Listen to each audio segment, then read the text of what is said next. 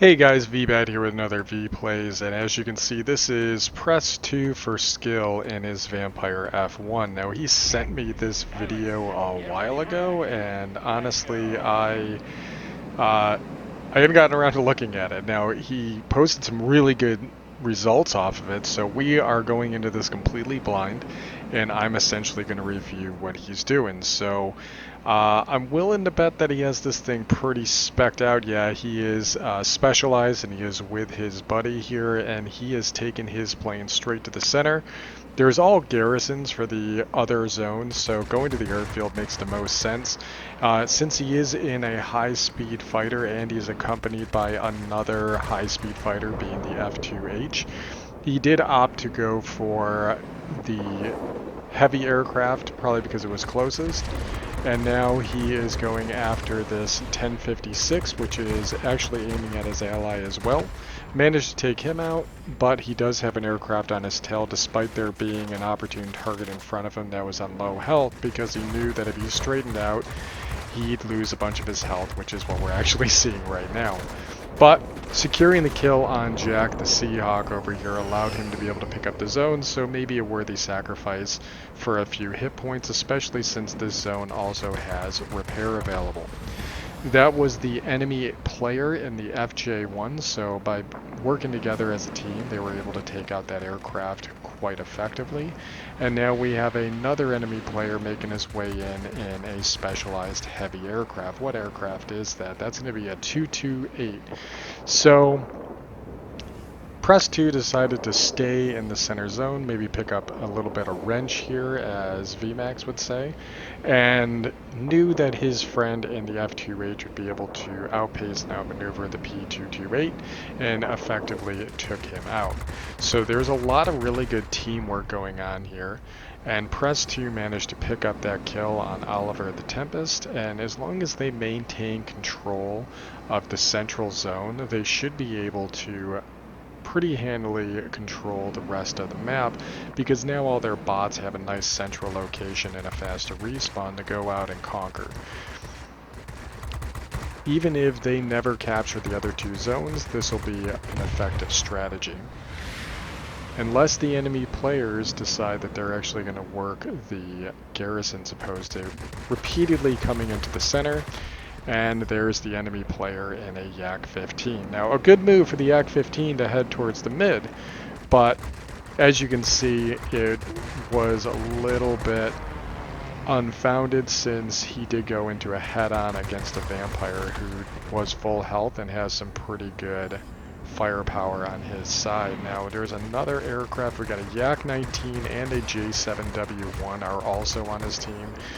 Really good aircraft for holding a zone, mostly because of the maneuverability aspect. Now, his friend in the F2H decided he was going to go after the other garrison, which makes sense because there wasn't much left for him to do here, especially since it looks like the Yak-19 is also in this zone. A little bit of banter going back and forth in the chat as well. I'm not sure where he's finding the time to type. I definitely wouldn't have been able to say much knowing that there was a Seahawk inbound on my position. Lost his pilot there, but was able to recover, and again, like I said, that Yak-19 is here as well. Yak-19 is a very powerful Tier 9 plane that has the ability to outmaneuver pretty much any other aircraft at the same tier, but is starting to get into that realm where you have a lot more speed available, and you have the same firepower as your Yak-30 at Tier 10 with the same triple 23 arrangement. He does have a bit of a, I don't want to say it's a balanced build, because it's not truly balanced, right? It's a little bit of a maneuverability speed build combo opposed to a jack of all trades. So you can actually see in the bottom left corner over here in this diagram that he has the gun sight, he has the lightweight engine covering, he has the turbine, he has the polished skin, and he also has the lightweight wing frame. So he has two maneuverability mods, and he also has two speed modifications on here, which is allowing him to be able to maintain these high rates of speed, because at no point has he really dropped below 400 miles an hour, and with this added maneuverability, it allows him to be able to get around on the enemy. I'm actually contemplating adjusting my loadout based on this gameplay as well. Again, maintaining the center zone is going to be the most valuable thing that they can do here. They did sacrifice both of their zones to the enemy, the ones that they controlled since the beginning for the garrisons, but at the same time, again, having that central location, they're most likely going to be able to capture that back garrison, because that back garrison, they're just going to have to walk away from it, the enemy team is, because there's going to be too many aircraft spawning on either side of them. Because if you look at the mini-map here, I'm going to wait till it gets this FJ1. Solid kill. But there's actually 2 spawns that are going to be on either side of that one zone. He just picked up Wing Legend, which is awesome for his team. Awesome for him, I should say. Especially since we're only at about the halfway mark in the game. Almost lost his aircraft to the 1056. The 1056 is a monster plane with really big cannons on it, a combination of 420s and I believe 245s when fully upgraded, which definitely has a devastating punch. Now if you can get down here and, well, I was going to say you could take out that aircraft, but he really didn't need to do much. He was already on really low health, but he can go ahead and pick up a heal real quick.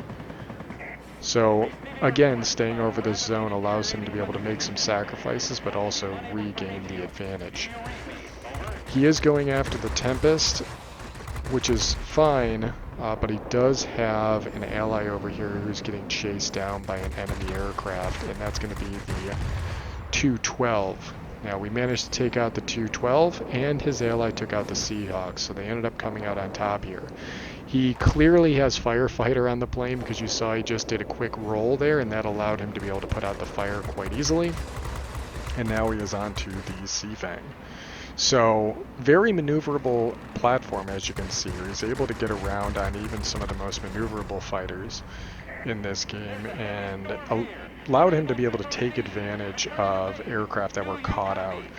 We saw him go up against that Yak 15 earlier. Now, he didn't really need to turn, but he felt pretty confident that he could probably burn past him and then double back, which is also a very strong tactic.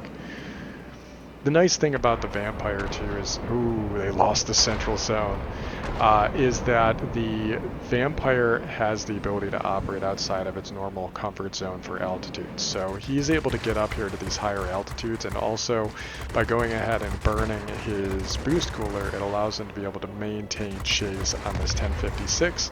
It is squall line, so all the aircraft he's knocking out now are going to be gone for good. They still have a points advantage, even though they don't have the zone advantage right now. He is gunning in on this Tempest, and he's just lining them up and knocking them down.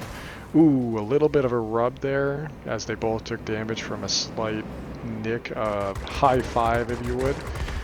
And he just picked up Ace. Like I said, he's been lining them up and knocking them down. I just picked up grade 1, which is awesome.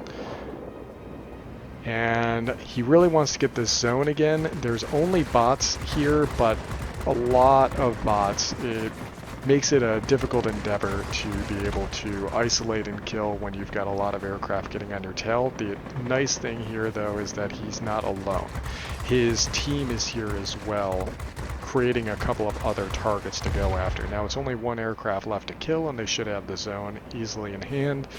And there aren't a lot of planes left. Oh, looks like one of his allies just got taken out. That was Norris, and the F-84B got knocked out. Now he's back to 1 aircraft to kill. Ooh, lost his engine, managed to get that back up and running pretty quick, and picked up the central zone. But he's still behind because they just picked up one of the other garrisons.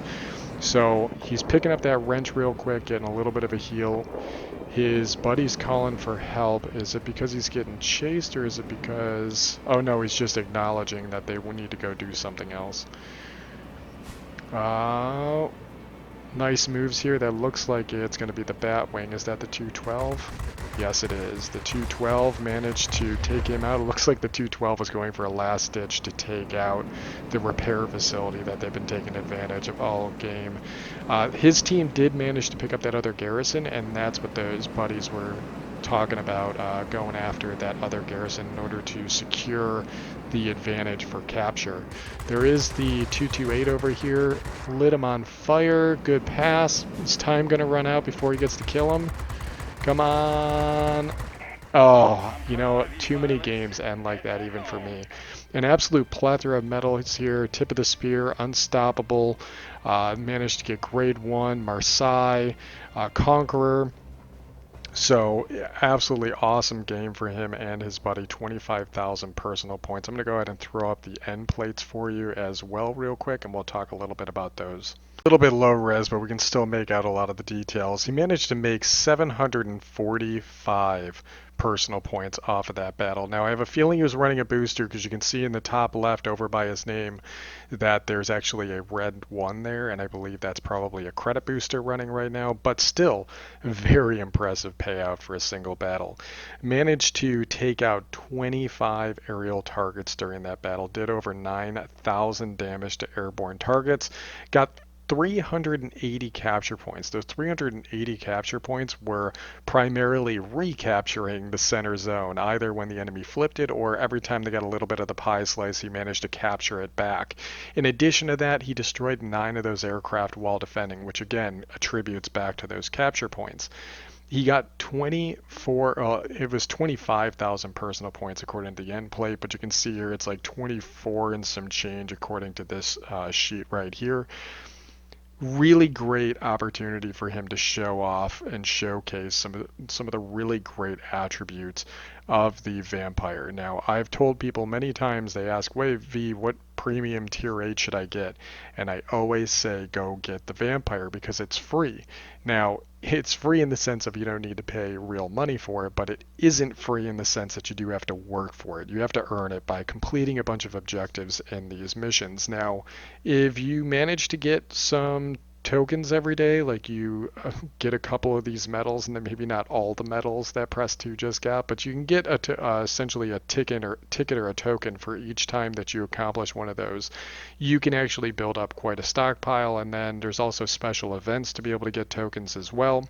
And you can also do the daily missions. It may involve you grinding some of the lower tiers, but if you can get those tokens, that will also help you skip some of the really harder missions that you need to do, some of those medals you need to achieve that are hard to get when you're trying to get them. When you're not trying to get them, you tend to get them right away. In fact, I found every time that I spent tokens to bypass one of the missions objectives for one of these special aircraft or during an event, I ended up earning that medal on the next battle. But if I hadn't, I feel like I would have never gotten it because I had just played like 20 battles not getting it. Either way, I digress. Point is, this is what the Vampire is capable of. And even though you might not have the same level of success as Press 2, it doesn't mean that you can't have some really solid games. And there was some really good teamwork going on here, which is also a really great way to advocate playing with a friend. It ends up working out well for both of you. So hope you guys enjoyed this video, and Press 2, thanks for sending me the replay. If any of you guys would like to send any replays to me, I do have an email that you guys can send me some of your replays. I'll actually post that down below, and you guys can shoot me what you got, and if you want, I can do a review of your gameplay, or if you're looking for pointers, I'm more than happy to do pointers, and we can throw that up on the channel for everybody to see so everyone can benefit. So hopefully you guys enjoyed this, and as always, I'll catch you on the next one. I'm marching till it's over. I'm just like a soldier.